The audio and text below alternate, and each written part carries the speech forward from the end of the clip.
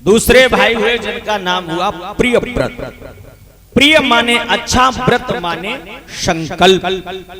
जिसने अपने जीवन में अच्छा संकल्प लिया है, जिसने अच्छा व्रत किया है, मेरा ये संकल्प है कि मैं कोई अच्छा कार्य करूं। तो प्रियव्रत महाराज का विवाह हुआ, इनके 8 पुत्र हुए। तो इन्होंने एक सबसे बढ़िया काम किया। क्या? ये कथा हमारे बुजुर्गों के लिए है। उन्हें समय से घर की व्यवस्था संभाल लेनी चाहिए, समय से। जैसे कल हमारे यादव जी बता ही रहे थे आपको, पहले से क्यों न संभाला। जो पहले से अगर संभालो, बेटों का भाग अलग कर दीजिए। एक दिन होना है, इसे कोई नहीं रोक सकता। इसलिए महाराज प्रियव्रत ने एक पहिए का रथ लिया और भ्रमण शुरू कर दिया। उन्होंने जो है उसके 8 खंड कर दिए। जब इसके 8 खंड हुए और एक पहिए का जब रथ चला, तो उन्होंने एक सृष्टि और रची, क्योंकि एक ऊंचा एक नीचा। क्या हुआ? झील, पहाड़, पहाड़ियां, नाले, नालियां आदि जितनी नदियां, ये सब प्रियव्रत महाराज की देन है। महाराज इन्होंने 8 खंड कर दिए, एक एक खंड एक एक पुत्र को दे दिया। ये जो हमारा खंड है, इस खंड को अपने बड़े पुत्र अजनाब को दिया। इसका नाम पड़ा अजनाब खंड, जो ये आज भारत खंड है, आर्यावर्त है। इसका प्रथम नाम हुआ अजनाब। अब महाराज उन्होंने उन्हें सौंप दिया। एक दिन प्रियव्रत महाराज बैठे तो रात्रि बेला थी। रात्रि बेला में बैठे हुए विचार आया मन में। क्या विचार आया? कि महाराज ये रात्रि बेकार चीज है, इस रात्रि को हटा देना चाहिए। ये रात्रि नहीं होनी चाहिए, हो तो केवल दिन रहे, निरंतर निरंतर दिन रहे। तो प्रियव्रत महाराज ने सूर्य की गति को रोक दिया। प्रियव्रत महाराज ने जो संकल्प लिया, तो उन्होंने 7 दिन तक रात्रि नहीं होने दी, रात्रि को रोक दिया। और जब ये रात्रि रुक गई तो मामला बिगड़ने लगा, क्योंकि प्रकृति के विरुद्ध हुआ। उसी समय ब्रह्मा जी ने आकर के उन्हें समझाया कि प्रियव्रत, ये रात तुमने क्यों रोक दी? रात्रि होने दीजिए, इसे रोकिएगा नहीं।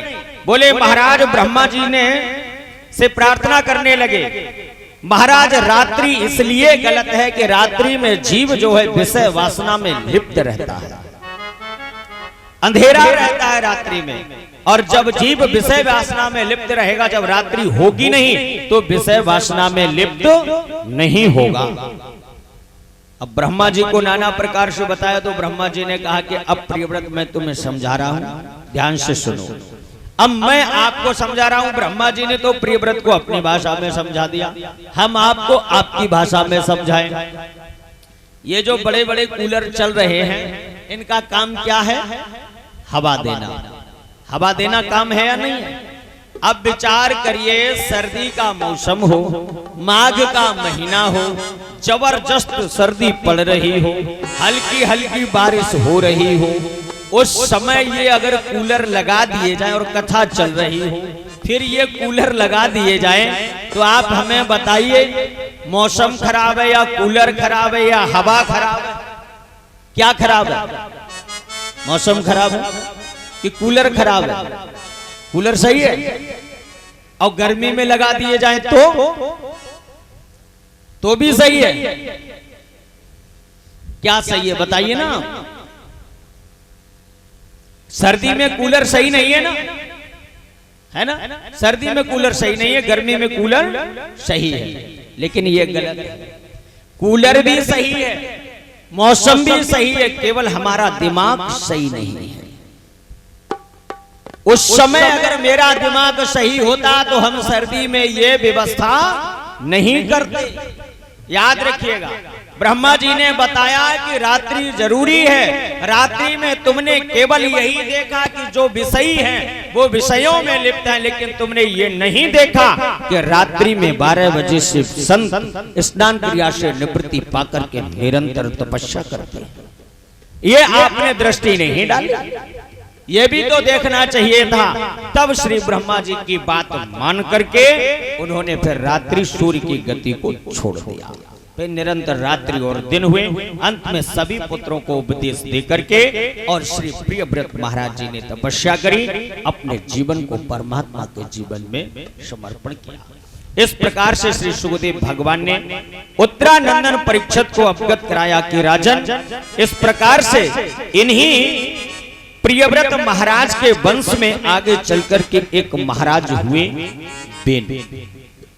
जो बेनु महाराज हुए, देखो बेनु महाराज दो हुए, एक बेनु महाराज हुए हैं इन्हीं प्रियव्रत के वंश में, और एक बेनु महाराज हुए हैं आपके साहबर के पास जो अतरंजी खेला पड़ता है वहां के महाराज हुए, जिनकी धर्मपत्नी कमल के पुष्प पर बैठ करके स्नान किया करती थी। इन बेनु महाराज के, इन बेनु महाराज का प्रताप इतना था कि लंकापति रावण भी स्वयं चल करके आकर के इन्हें कर देता था। इतना बड़ा धर्मात्मा कोई नहीं हुआ। जो अतरंजी खेला जो जमीन में चला गया है, जो ये महल जो था, ये कारण क्या था?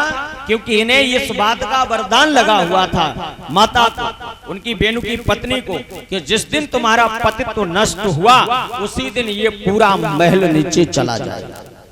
एक बार क्या हो गया? एक बार ये हो गया कि पति पत्नी में झगड़ा हो गया, महाराज बेनु में और उनकी पत्नी में। जब झगड़ा हो गया तो पत्नी वहां से रूठ करके थोड़ी दूर आगे पड़ता है रसलुआ सलहपुर, उसका नाम है रसलुआ सलहपुर गांव। उसी के पास में उन्होंने जो है एक अपना महल बनवाया, वहीं रहने लगी। उसके बाद मंत्रियों के द्वारा राजा के से बोला गया कि रानी को मना लीजिए, तब जाकर के राजा ने आग्रह किया, रानी मनाई गई, तब वो लौट करके आई। तो उस गांव का पहले था रसलुआ, क्योंकि रिस होकर के गई, गुस्सा होकर के गई, और जब मना लिया तो उसी का नाम पड़ गया रसलुआ सलहपुर। तो वहां से सीधी आई और आ करके अपने महल में प्रक्रिया वही उन्होंने करनी चाहिए। कौन सी? कि जिस प्रकार से पुरैन के पत्ते पर बैठ करके नहाती थी, फिर जैसे ही गई तो काली नदी तो है ही पास, जैसे जाकर के स्नान करने के यत्न किया, बैठे तो स्वयं पतिव्रत धर्म तो नष्ट हो गया, क्योंकि पति से रुष्ट हो गई। तो पति ने समझाया भी, लेकिन वो नहीं मानी। जैसे जाकर के बैठी तो पूरा महल नीचे चला गया। आज भी लगभग 1400-1500 बीघे में वो परिसर पड़ा हुआ है। देखना, आप कभी मौका मिले तो जाइए महाराज।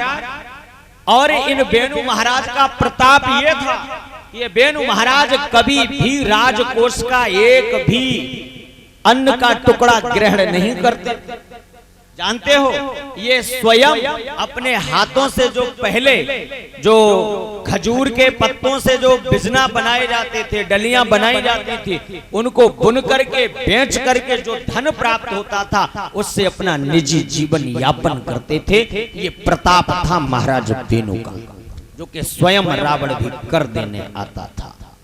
ऐसे प्रतापी महाराज हुए। और ये बेनु महाराज कैसे हुए? ये बेनु महाराज ऐसे हुए कि महाराज इनका नाम था बेनु, तो इन्होंने इस पर बेन ही लगा दिया। मैत्रेय जी कहने लगे विदुर जी से कि प्रभु, इन महाराज अंग के जो पुत्र हैं बेनु, इन्होंने तो धर्म पर ही बेन लगा दिया। कोई पूजा पाठ अर्चन वंदन नहीं होगा, सब रोक दिया। ये सूचना संतों को मिली, तो संतों ने जाकर के उन्हें समझाया, और जब समझाया, जब उनकी बुद्धि में बात नहीं बैठी, तो एक साथ मिलकर के जैसे ही हुंकार, एक हुंकार में ही बेनु महाराज सिंहासन से नीचे गिरे। जैसे ही नीचे गिरे तो उनका प्राणांत हो गया। जब प्राणांत हुआ तो सभी संतों ने विचार किया, महाराज अब क्या करें, राज्य चलाएगा कौन? जब उन्होंने ये विचार किया कि राज्य चलाएगा कौन, तो उसी समय संतों ने उनके शरीर का मंथन किया, जिस मंथन से एक काला कुलोटा पुरुष निकला। जब ऐसे पुरुष को देखा तो गुस्से में आकर के कह दिया, निषाद तिष्ठत, अरे बैठ जा, ठिकना सा। वहां से निषाद जाति की उत्पत्ति हुई। इसके बाद महाराज जब उन्होंने मिलकर के शरीर का मंथन किया, तो नारायण स्वरूप प्रभु पृथु के रूप में और मैया लक्ष्मी स्वरूप में अर्च नाम के प्रकट हुए। इन दोनों लोगों का विवाह हुआ और फिर इन महाराज पृथु ने राज्य को अच्छे ढंग से चलाया और इस राज्य की ऐसी व्यवस्था करी कि इनका वर्चस्व बढ़ा। एक बार क्या हुआ, इनके प्रताप के कारण इंद्र ने जल नहीं बरसाया और मैया पृथ्वी ने सारे की सारी व्यवस्था जो है अपने उदर में समावेश कर ली। अकाल पड़ गया, कोई व्यवस्था नहीं थी। सभी प्रजा ने आकर के महाराज से प्रार्थना करी। तब महाराज पृथु ने विलंब नहीं किया, उन्होंने शीघ्रता से ही धनुष बाण उठाया और पृथ्वी को खदेड़ना प्रारंभ कर दिया। दौड़ती रही पृथ्वी, अंत में उन्होंने चारों तरफ से बाणों से घेर दिया और जब पृथ्वी घिर गई तो दोनों हाथ जोड़ के प्रार्थना करने लगी, महाराज अब आप जैसे चाहो वैसे करो। बोले कैसे? गाय के रूप में जब पृथ्वी प्रकट हुई तब श्री पृथु जी महाराज ने कहा कि अब आप हमारी सारी प्रकृति वस्तुओं को प्रकट कर दीजिए, खाद्य आदि पदार्थों को। बोले ऐसे नहीं हो सकता।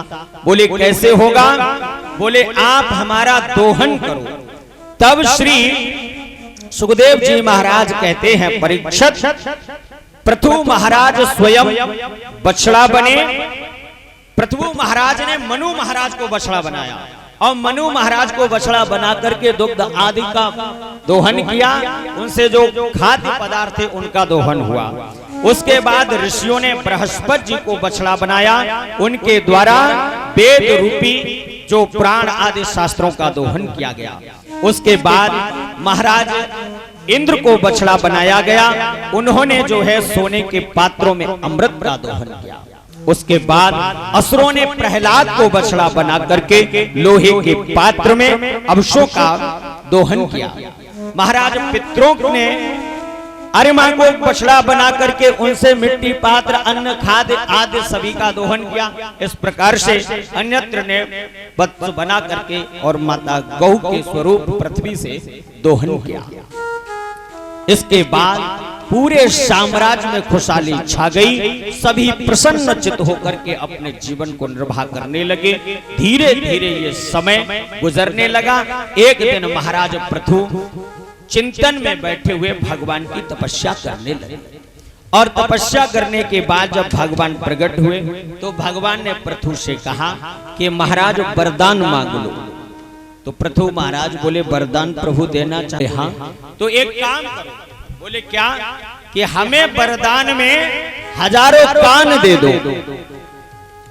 आज तक आपने नहीं ऐसा वरदान सुना होगा। कोई मांगता है प्रभु अपनी शरण दे दो, कोई मांगता है प्यारे प्रभु हमें आवागमन के चक्र से मुक्त कर दो, कोई संपत्ति मांगता है। लेकिन पृथु जी महाराज ने क्या मांगा कि प्रभु हमें 1000 कान दे दो। बोले क्या करोगे इन कानों का? बोले महाराज इन 2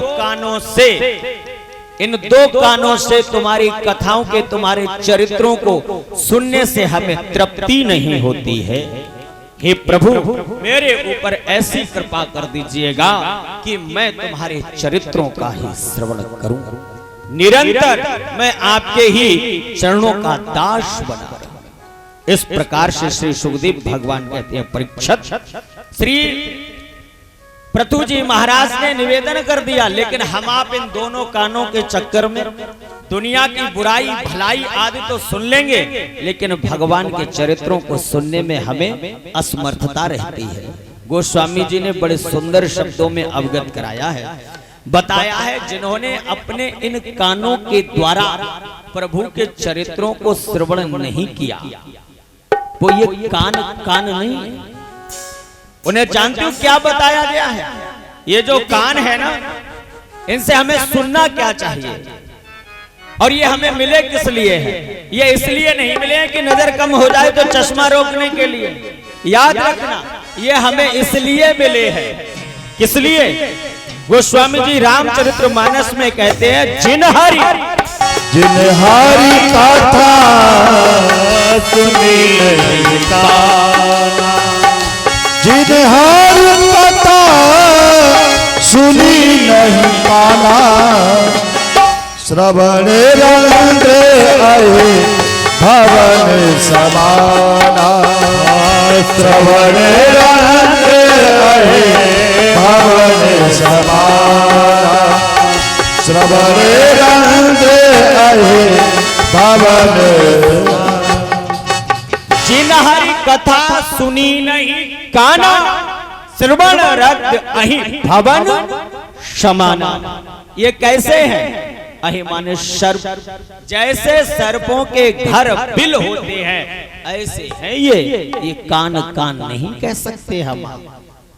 वो तो भगवान ने बना के भेज ही दिया है, व्यवस्थाएं भी सब बता दी। याद रखिएगा, तो हमें इन दोनों कानों का सदुपयोग केवल भगवान के संकीर्तन गुणानुवाद उनके चरित्रों में ही समय बिताना चाहिए। आज इस प्रकार से श्री पृथु जी महाराज को भगवान ने आशीर्वाद दिया। उसके बाद श्री सुखदेव भगवान ने अवगत कराया कि महाराज इन्हीं के वंश में आगे जाकर के एक राजा और हुए। कौन हुए? वो महाराज हुए प्राचीन वरिह। वो प्राचीन वरिह महाराज कौन थे? वो महाराज जो है केवल बलि यज्ञ करते थे। क्या करते थे?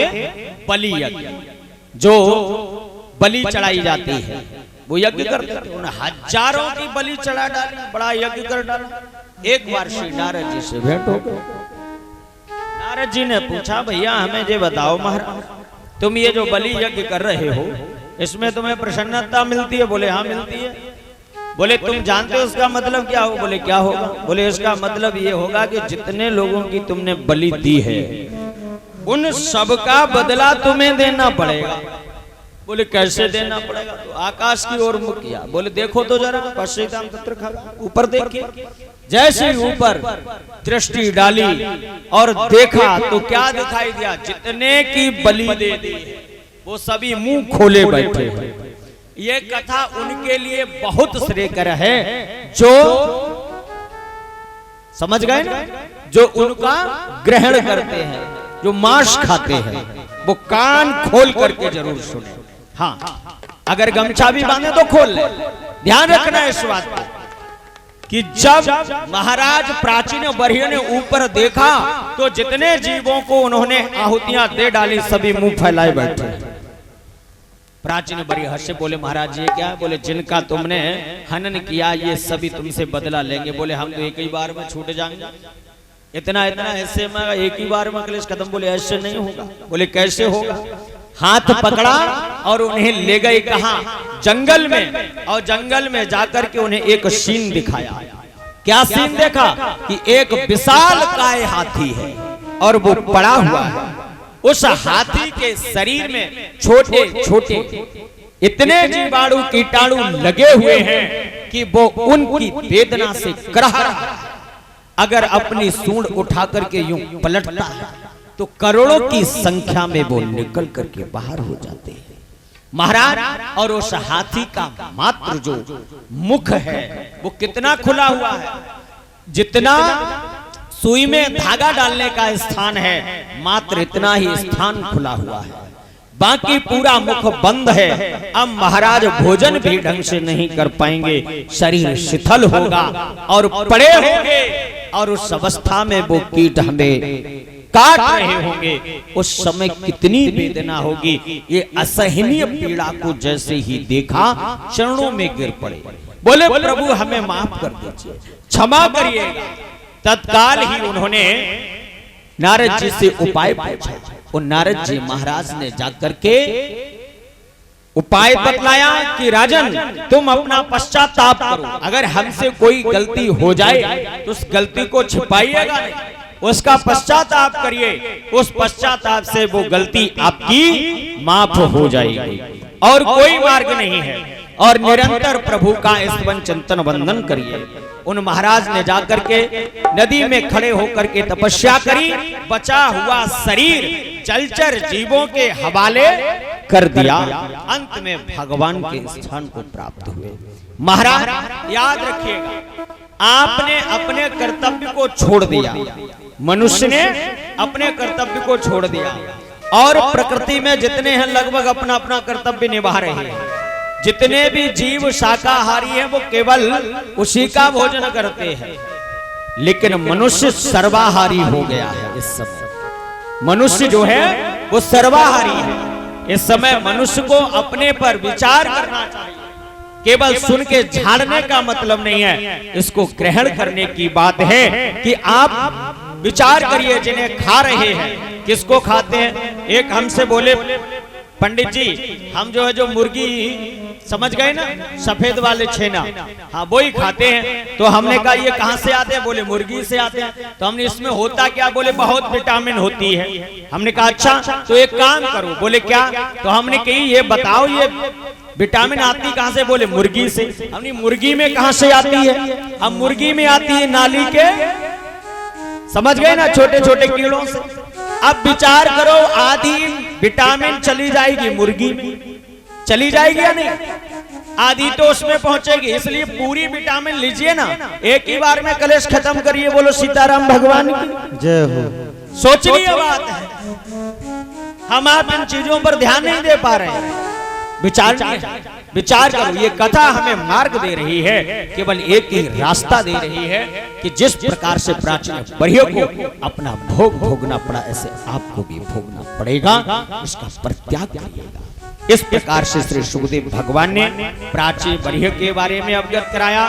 इसके बाद आगे चल करके महाराज, इन्हीं के वंश में एक महाराज ऋषभदेव जी हुए, जो नाभि के पुत्र है, जो भगवान के अवतार हुए। नाभि ने बहुत बड़ी तपस्या करी और उस तपस्या से भगवान प्रकट हुए। बोले प्रभु ने कहा वरदान मांगो। बोले वरदान तो एक ही है प्रभु, आप ही हमारे बेटा बन करके आ जाइए। भगवान ने कहा हम कैसे बेटा बन करके आए? बोले आप नहीं तो आपके समान। अब भगवान ने कहा हम अपने समान कहाँ ढूंढे? अब मैं कहाँ ढूंढूं? आप शरीर खो जाऊं, मैं कहाँ खोजूं जाकर? इसलिए प्रभु आपसे निवेदन, चिंता ही मत करो, हम ही आए। तो महाराज नाभि के घर में ऋषभदेव स्वरूप में भगवान का प्राकट हुआ। प्रेम से बोलिए ऋषभदेव भगवान की जय हो। जब महाराज इनका प्राकट हुआ तो इन ऋषभदेव जी महाराज का विवाह हुआ और इन ऋषभदेव जी महाराज से 100 पुत्र हुए। इनमें सबसे बड़े पुत्र का नाम है भरत। उन भरत जी महाराज को कुछ समय तक राज्य किया और अपने बड़े बेटे को राज्य दे करके सीधे जंगल में चले और जंगल में जाकर के उन्होंने तपस्या करी। और देखिए, और जब तपस्या करी तो तपस्या से सिद्धि प्राप्त हो गई। क्या हुआ? सिद्धि प्राप्त हो गई ऋषभदेव जी महाराज को। अब ऐसी सिद्धि प्राप्त हुई महाराज, जो मुख से बोल दें बात की सिद्धि हो गई, जो मुख से बोले भाई सत्य हो जाए। अब तो बाबा जी के पास लाइन लगने लगी, भीड़ लगने लगी, सभी दौड़ दौड़ के आए। जैसे अभी इस समय जो है परम पूजनीय बागेश्वर धाम वाले महाराज जी हैं, जो देख ही रहे होंगे आप, सब लोग मिलने के लिए लालियत रहते हैं। ऐसी भीड़ लगने लगी, जो जाए भैया, जो जाए भाई, तथास्तु तथास्तु। एक दिन ऋषभदेव जी महाराज ने विचार किया, सोचा मन में कि ये मैंने क्या कर दिया, जितना भी धन था वो तो खर्च कर दिया, मेरे पास बचा क्या? मेरी बैंक खाली हो गई, मेरी किताब ही खाली पड़ी, अब क्या चढ़वाए? भाई बैंक में जब पुस्तक लेकर के जाओगे जब तो चढ़वाओगे जब बैंक में कुछ होगा, अन्यथा तारीख लगा के 00000 दिखा देंगे। यही करेगा ना? तो आप विचार करिए अब क्या करें। तब उस समय उन्होंने विचार किया कि जो तपस्या थी वो फ्री फंड में हमने लुटा दी, इसे इकट्ठा करना चाहिए। देखिए, मैंने आपको प्रथम दिवस भी बताया था कि भक्ति और सिद्धि रिद्धि आदि वृत्तियां, इन सबको छिपा के रखो। जिस प्रकार से हमारी माता बहनें अपने आप को छिपा के रखती हैं, उसी प्रकार से आप भी छिपा करके अपनी भक्ति को रखिए।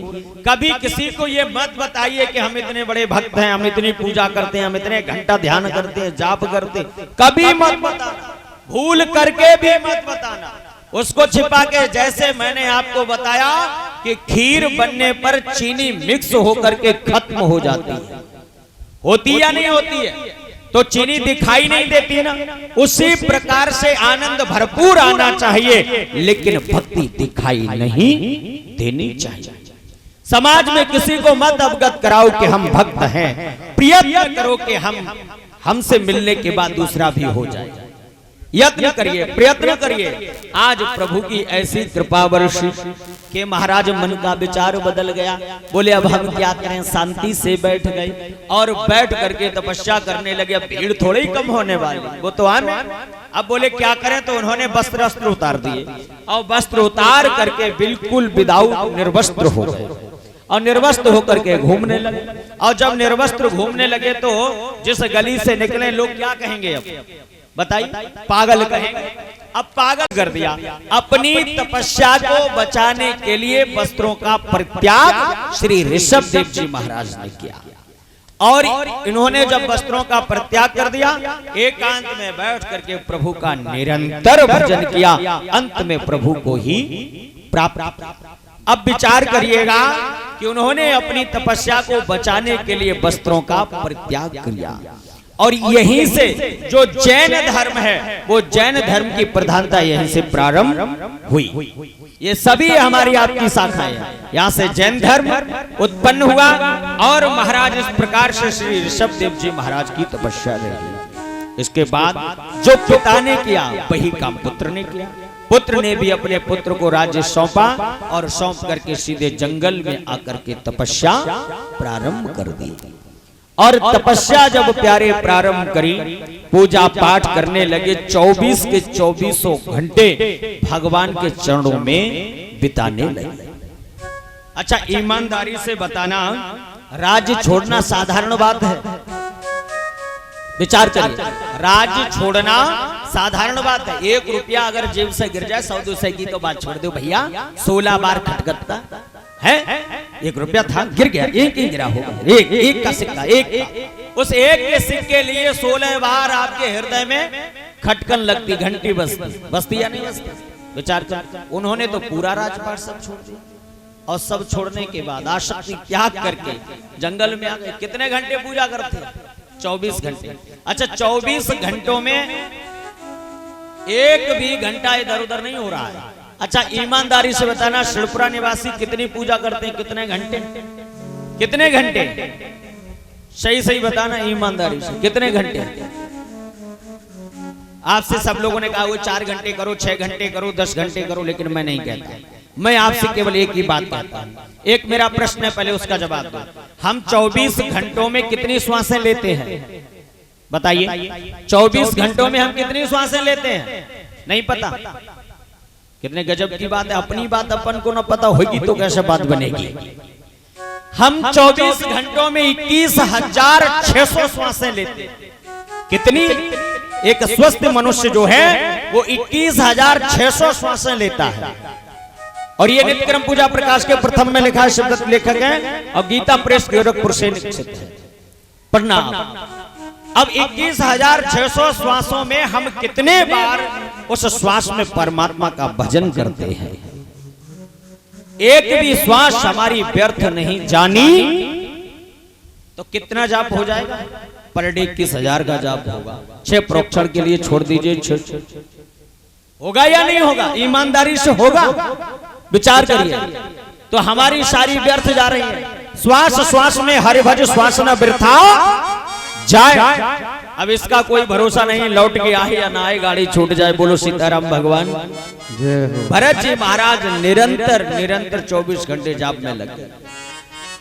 ये भक्ति दिखाई देने लगी। एक दिन क्या हुआ कि नदी में खड़े होकर के सूर्य भगवान को अर्घ दे रहे थे। और जब सूर्य भगवान को जल चढ़ा रहे थे तो उस समय उनकी दृष्टि पड़ी किसके ऊपर? एक हिरणी के बालक के ऊपर पड़ी। एक हिरणी जो है पानी की तलाश में आई और नदी में आकर के जलपान किया। जैसे ही जलपान किया तो उसी समय उसे अपनी मृत्यु दिखाई दी। पीछे से सिंह आता हुआ दिखाई दिया। तो हिरणी ने एक छलांग भरी, साहस रहा दम टूट गया और हिरणी का गर्भ वहीं पर छूट गया। जैसे गर्भ छूटा तो हिरणी तो मर गई। अब वो उसका जो बालक था वो पानी में बहने लगा। नेत्र खुले थे, सूर्य को अर्घ दे रहे, दृष्टि पड़ी तो बोले बचा ले। दौड़ करके गए, उस हिरण को बचा लिया। बचाना कर्तव्य है, हमारा धर्म है। और बचाने के बाद उसकी सुरक्षा करना, सुरक्षा करी। अब सुरक्षा करते करते आसक्ति को त्याग करके आसक्ति में प्रवेश कर गए। विचार करिए, जो उसका परित्याग करके आए थे और उसी में प्रवेश हो गए।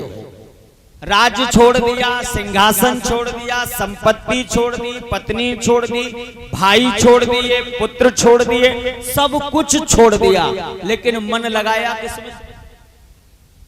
किसमें लगाया? हिरण के बच्चे। अब पूरा का पूरा मन जो है उस हिरण के बच्चे में लग गया। जो 24 घंटे भगवान का भजन था वो पूरा बंद हो गया। सुबह से शाम तक उसी हिरण में फंसे हुए हैं। विचार करिएगा, कर्तव्य है संत का परमार्थ करना, कर्तव्य है संत का उसे जीवन दान देना। संत का कर्तव्य ये नहीं है कि उसमें प्रवेश हो जाना, लिप्त हो जाना। और संत का ही नहीं, ये हम आप सभी का यही खेल है। हम आप सभी इसी बंधन में बंधे हैं। अगर किसी से पूछो तो क्या कहेंगे? का बता में पंडित जी, इतनी झंझटें हमारी लगी हैं, हम कुछ बताए ना सकते हैं आपको। इतनी झंझटें लगी हुई हैं, इतनी समस्याओं पर समस्याएं लगी हैं। लगी हैं या लगाए हो? लगी हैं या लगाए हो? कौन सी स्थिति है हमारी आपकी? बताऊं? एक बहेलिये ने पक्षियों को पकड़ने के लिए जाल बिछाना शुरू किया, तो जाल में कम फंसते थे।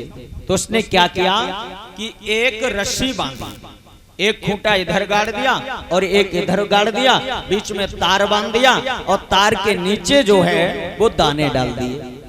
जो पक्षी तार पे बैठे तो तार उस वजन को सहन न करे तो पक्षी घूम जाए, उल्टा लटक जाए। उसमें कोई बंधन नहीं, वो अपने पंजों से जकड़ करके पकड़ ले और उल्टा लटक जाए। और उल्टा लटका हुआ पक्षी अपने पंजों से ही पकड़े हुए है और उसके दिमाग में बात बैठ गई कि मैं फंस गया। समझ में आ रहा है ना? मैं फंस गया हूं। अब जब तक बहेलिया आकर के उनके पंजों को नहीं खोलेगा तब तक मैं स्वतंत्र नहीं हो पाऊंगा, मैं बंधन में ही रहूंगा। अब आप बताइए, बहेलिये ने किसी पक्षी को बांधा? बहेलिये ने किसी पक्षी को बांधा? नहीं बांधा। जैसे ही तार पर बैठे तो वेग सहन न होने के कारण वो घूम गया, वो अपने ही पंजों से पकड़े हुए था और बहेलिये ने सावधानी से उसे पकड़ लिया। वही स्थिति हमारी आपकी है। हम आप स्वयं बंधे हुए हैं। कैसे हैं? बंधे हुए हैं। अच्छा ये बताओ, ये हाथ में जो कला, ईमानदारी से बताना, ये तो जवाब सबके पास होगा। सब लोग बांधे हैं? धागा बांधे हुए हैं या कलाई बांधे हुए हैं? बहुत सुंदर, बस आपके लिए ताली बजा। समझ रहे हैं ना?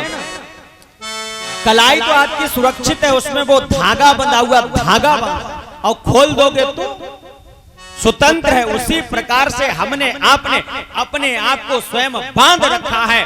जैसे एक वृक्ष की टहनी को पकड़ करके चीखते रहे कि हम इसको, इस पर बंधे हैं, लटके हैं, लटके हैं, कोई खोलो खोलो। जब तक आप हाथ ऐसा नहीं करोगे तब तक खुलने वाला नहीं है। आप ये समझते हैं घर की सारी जिम्मेदारी के ठेकेदार मैं हूं, मेरे अलावा इस घर के अंदर और कोई नहीं हो सकता। मेरे मरने के बाद क्या होगा? कुछ नहीं होगा, कुछ भी नहीं होगा। तुमसे अच्छा ही घर चलेगा।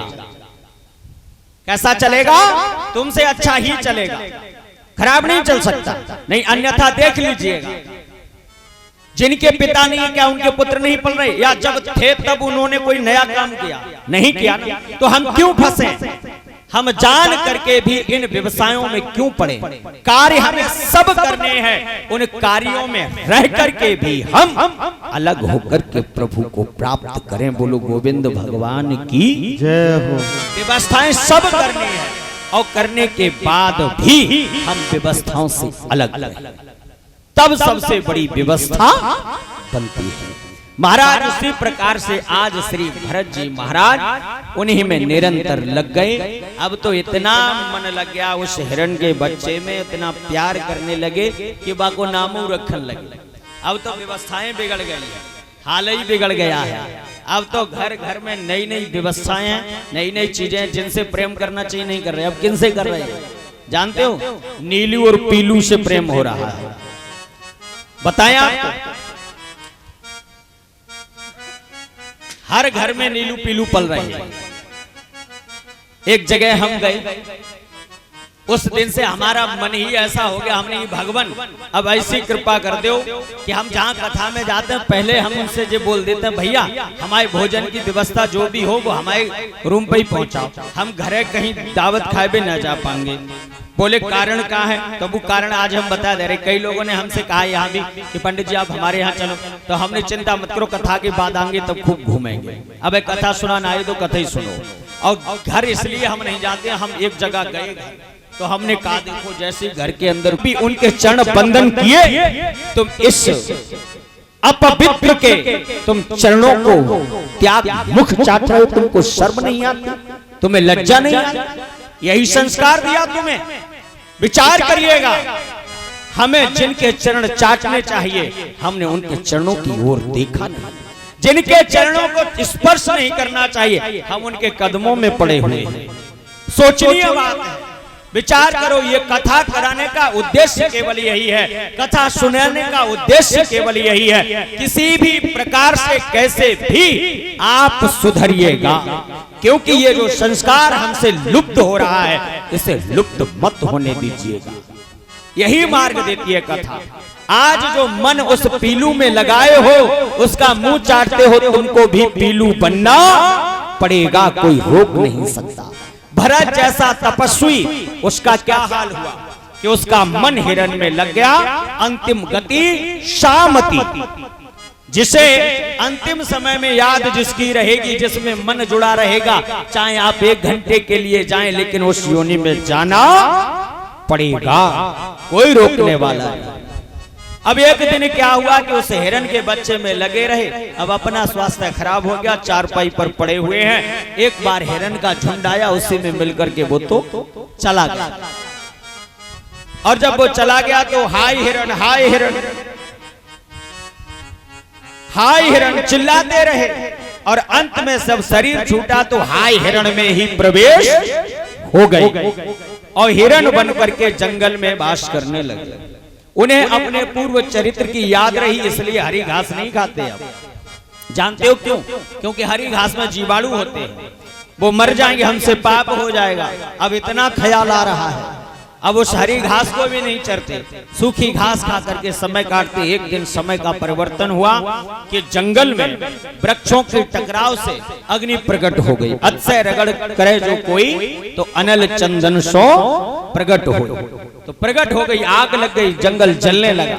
और जब जंगल जलने लगा तो उसमें ही जल करके शरीर का परित्याग कर दिया। उसके बाद फिर आना पड़ा, फिर पंडित जी बन करके आए। पंडित जी के घर में जन्म हो गया। पिताजी ने धीरे धीरे संस्कार आदि किए, बड़े हो गए, उपायन संस्कार हो गया। और उसके बाद बोले बेटा पंडिताई सीख लो, पेट पलना शुरू हो जाएगा, पंडिताई सीखिए। अब पंडिताई सिखाई, गायत्री मंत्र सिखाया। भरत जी ने विचार किया, एक बार तो गायत्री मंत्र के चक्कर में आकर के, समझ रहे हैं ना, कहाँ तपस्या करने के लिए आए, जाप कर रहे थे, वहां से हिरण में घुस गए, हिरण से फिर हिरण बन गए। अब हिरण से छुटकारा पाकर के जैसे तैसे आए, हमें कुछ नहीं करना, हमें तो भगवान का भजन करना। दिन भर प्रभु के चिंतन में लगे रहे। मोहल्ले वाले, पड़ोसी जन, परिवारी जन सब समझने लगे पागल है, मूर्ख है, जड़ है। अब तो जड़ शब्द से संबोधित करने लगे। पिताजी ने बहुत समझाया लेकिन नहीं समझ में आया। समझ में आता कहां से, वो तो पहले से ही समझे हुए थे। अब ठाकुर जी की कृपा हुई, कुछ समय के बाद पिताजी ने, माताजी ने शरीर छोड़ दिया। और जब तक माता पिता रहते हैं तब तक तो आनंद की अनुभूति है। बुजुर्गन की कहावत है, बम्बा की भराई और माता पिता की कमाई, जितनी ताकत से चली उतनी ताकत से उड़ाई। बोलो सीताराम भगवान की जय हो। अब खर्चोन बाबू ये ध्यान रखिए, जब तक माता पिता का सर पर हाथ है प्यारे, तब तक तो आप समझ लीजिए कि आप स्वर्ग में जी रहे हैं। मैंने तो अपनी दृष्टि में केवल एक ही बात समझ पाई कि संसार में सबसे बड़ा नर्क क्या है, सबसे बड़ा दंदल क्या है। मेरी दृष्टि में तो सबसे बड़ा दंदल वही है जब मेरे माता पिता का साया हमसे हट जाए। क्योंकि जब तक माता पिता रहते हैं तब तक प्यारे हम स्वतंत्र रहते। कितनी बड़ी गलती करे हमें, कितनी बड़ी हमसे गलती हो जाए और आकर के कहें पापा हमसे गलती हो, 2-4 थप्पड़ पड़े बस, बाकी बाद मामला संभल जाए। विचार करिए। हमारी दृष्टि में तो यही है, बाकी सब अपना अपना मन का भाव है। प्रेम से बोले भक्त वत्सल भगवान की जय हो। माता पिता का साया हट गया और हटने के बाद श्री भरत जी महाराज के भाइयों का समय आ गया। अब भाई भाई में बनती कहाँ है जानते हो? भाई की बात भाई को कब तक जानते हो? भाई में प्रेम कब तक रहता है? जब तक भाई की भाई को बात भाई, तब तक उसका वो भाई। और जिस दिन भाई की भाई को बात न भाई, तो सबसे बड़ा कसाई। एक प्रमाण नहीं, कई प्रमाण है, दो तो सबही पता है। सुग्रीव वाला और विभीषण वाला सबको पता है। जब पूरे साम्राज्य की व्यवस्था होने के बाद जब प्रभु लौट करके आए ना, तो दोनों भाइयों को खटकता रहा। राम भरत की मिलन लख, चकित भय दुर्भूप, और चतुरन के खटकती रही, बखत पड़ेगी चूक। एक हम भैया है जो अपने भाई का पूरा भेद दे करके इन्हें खत्म करा दिया, और एक ये भाई है जो एक दूसरे के लिए परित्याग हो गए। विचार करिएगा। तो अब भाई की भाई को बात जब तक भावे तब तक तो ठीक है। अब भैयन की शादी हो गई, और शादी होने के बाद भाभी आई। जेऊ भाभी ठीक है और बेऊ भाभी माने समय भी ठीक है। काहे विधाता भाभी प्रबल, दोनों ही भाभी ठीक है, ध्यान रखिए। अब भाभी जब आ गई तो भाभी ने कहा जे पड़े पड़े खाए रहे हैं, कभी तो सोच लिया करो, इनसे कुछ काम कराओ। अब तो नाना प्रकार की बातें बनने लगी। एक दिन क्या हुआ कि भाभियों के कहने पर भाइयों ने उन्हें ले जाकर के खेत में हल चलाना सिखाया। बोले हल चलाइए। अब हल चलाना किसको आए? उन्होंने कहा अगर एक बार चला दिया तो पूरे जीवन काल तक हल चलाना पड़ेगा। तो उनके भैया ने एक बार घुमा करके खेत में पकड़ा दिया, वो उसी पर चलती रही। संध्याकालीन बेला भाई गई, उन्हें छुड़ा करके लाए। शाम को बोले देखो तुम जानती हो इन्हें तो खेत जोती होना है। अब तो भाभी को मौका लग गया, चौका मार दिया तत्काल। बोली हाँ हम तो पहले ही जानते थे, तो पड़े पड़े खाए वो जाने, इन्हें कहा रोटी में ले ठूस लो। ऐसे ऐसे शब्दों का खरी खोटी सुनाई और उन्हें भोजन ढंग से नहीं मिला। भरत जी सोच रहे हैं कि प्रभु आज हमने इन बैलों को बड़ा कष्ट दिया है और उसी के कारण हमें भी कष्ट मिल रहा है। प्रभु अब ऐसी गलती नहीं होगी। प्रातः काल बेला भाइयों ने खेत बो दिया, बिठा दिया, भरत जी को बिठाया, बैठ गए। बोले चिड़िया रखा। अब चिड़िया काय को रखा में बैठे वहां देख रहे चिड़िया फुदक फुदक के खा में, और जब भी कूद कूद के खाए स्वभाव है तो एक लोटा पानी भर के और रख दिया। बोले खूब खाओ। बोले क्यों खाए? कि राम की चिड़िया राम ही के खेत खाओ, चिड़िया भरे भर पेट मेरे बाप को खाए, खूब खाए रहो। बोलो सीताराम भगवान। खूब खिलाया। अब किसी ने आकर के कहा भरत जी चिड़िया उड़ाओ, तुम यहाँ बैठे क्या कर रहे हो? तो उसे बिठा लिया और बिठा करके पूछा भैया एक बात बता। बोले कहा कि ये चिड़िया तुमने बनाई? बोले ना। बोले खेत तुमने बनाए? बोले ना। फिर काय को उधम कर रहे हो? शांति से बैठ के सुनो। जिसने सारा जगत बनाया, जिसने सारा जगत बनाया, हम उस ईश्वर के गुण गाएं और हम इन चिड़ियों को क्यों उड़ाएं? हमारा क्या मतलब, हम काय को उड़ाएं? चिड़िया उड़ाओ तो। अब तो भरत जी ने चिड़ियों को नहीं उड़ाया और नहीं उड़ाया। शाम को जैसे ही घर गए तो भाभी से भाइयों ने कहा आज खेत रखा के भैया भोजन दीजिए। मोटी मोटी चपाती घी में लगी हुई, जैसे तोड़े जौ भर और खाए प्यारे मुंह भर। अब तो पेट चकाचक हुआ, पेट पे हाथ घुमाया, बाहर ही चिड़िया तुम्हारे ही कारण आज मेरा पेट भरा है। जैसे प्रातः काल हुआ, सुबह जाकर के देखा तो पूरा हाल ही बदल गया, माहौल चेंज मिला। क्या देखा कि देखा जाकर के खेत में एक दाना। बोले महाराज अब तो बड़ी व्यवस्था बिगड़ गई, भाई ने तो सारा खेत ही चुंगवा दिया।